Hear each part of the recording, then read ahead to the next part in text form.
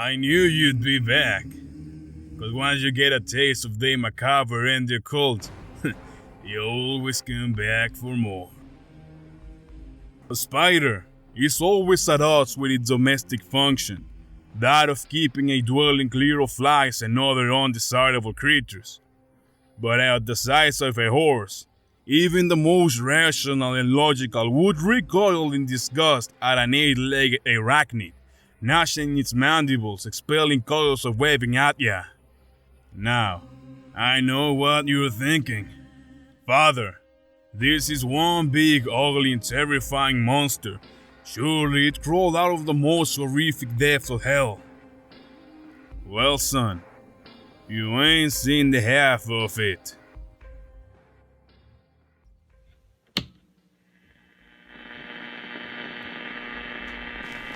Interview with John Victor concerning the spider. Interviewer T. Collins. Undated. Typewritten. Questions omitted. 8.5 inches by 11 inches. Chapter 5. I told you already how the spider poisoned me real bad the first time I fought it. I don't know if it affected my memory, if it was in the poison or something, but it seems likely, because I remember little else about that night. I had come through to a dock, central in the dead zone. Skunk Emilio likely presumed later that this was its origin location, where it first manifested, though I can attest to that being true. When I arrived, there was a hunter bleeding out in the dirt. In one hand was a machete, in the other a non-human appendage. I recognized the man, a populist from Alabama. There was nothing else for me to do but put him out of misery. I didn't know it then, but that body part had belonged to the spider. It had once been a forearm, I think.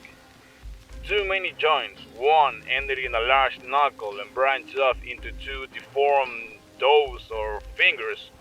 Possible to say, really. It was tipped with a thick black nail. The flesh was raw and blistered where it wasn't colored. The exact function of that appendage soon became self-evident. Entering the dock, I could hear something moving around, though I couldn't see where. The interior was strange, as if it was covered in something. The angles were softened, like under dust sheets. As my eyes adjusted to the light, I managed to see the giant strands of white ropey webbing. I found myself then in an open room, light streaming in from the upper windows, and a half-filled boat sat rotting in the corner. But I still could not spot the origin of that scuttling I'd so far heard. Suddenly, out of nowhere, some black, viscous liquid, a droplet the size of my fist, spluttered onto my sleeve. Instinctively, I followed the tendril of viscous bile upward, toward the ceiling, where her eyes peered back at me. There she was, hanging off a beam, ready to pounce, lurked the twisted and malformed mass of my quarry. As it pounced, I had time for a single shot. It must have struck true, since the monster, for a mere moment, was stopped on its tracks. A moment that, on reflection, saved my life. Interview with John Victor concerning the spider. Interviewer T. Collins. Undated. Typewritten. Questions omitted. 8.5 inches by 11 inches. Chapter 8. The time I killed a spider, I was more prepared. I searched Black Journal for relevant pages, but I feared my copying was missing them, and that may be the only one left. At the time, though, he had carried out a great feat in just compiling the information. We were divided, you see, every hunter for themselves. At that time, I sooner kill ya than give you away a hard-fought-traded secret. Black had managed to extract hundreds of said secrets, the price always paid in blood, just not his own. Knowledge is, of course, more valuable the less it's distributed. The spider was form of many human forms. shaped together into one entity. Black termed the central human the alpha entity. The spider has, after all, only one head, located in the mandibles, where its sensories and faculties lie. There was a bulbous, swollen mass on its back. There was the lungs, heart, and stomach, all grossly engorged to give the spider athletic endurance and agility. The thing is, ain't no man alive who have enough limbs. A few extra have to be grafted on. Some are still recognizably human. Others, well, not so much. It is not exactly clear when one begins and another ends, but Black observed some legs having as many as 5 joints, the mandibles being the most malformed part of this creature. Each 2 arms fused together with the strength to punch clean through a man. Reed's party had become one. I'd even made it first possible, burying them together, that is.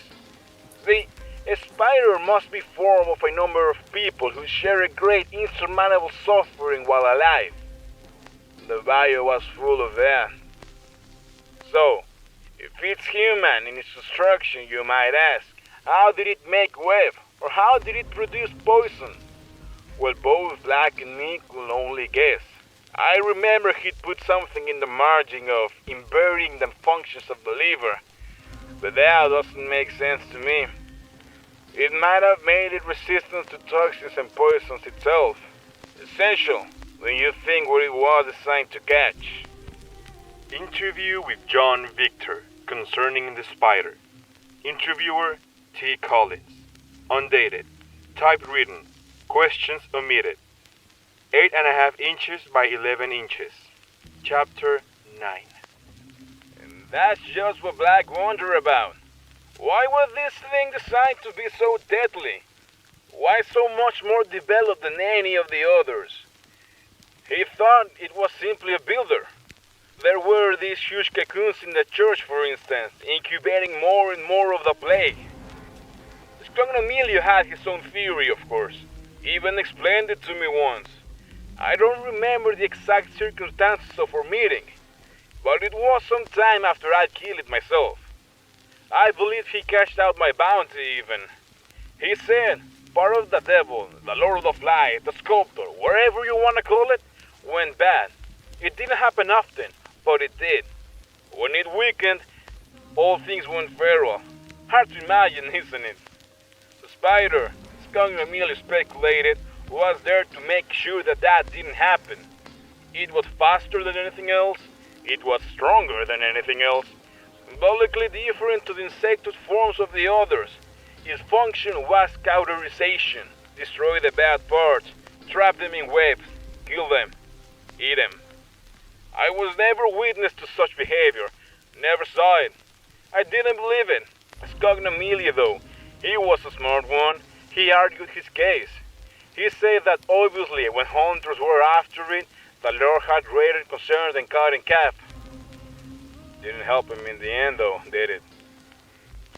But coming back to Black, that the spider was there as a builder was just as viable, really. Or I hope so. You'd have thought that our priorities would have been straight. That if the spider was eating the bad parts, we'd have let it eat to its heart's content, less for us to kill. Nicer to think we were stopping it from building something new, right? But in all honesty, I think even if we'd have known that, I don't think we would have done anything different. I'm inclined to believe Black. Less speculative, more concrete if you will. In the end, what it does don't matter. What matters is how it dies.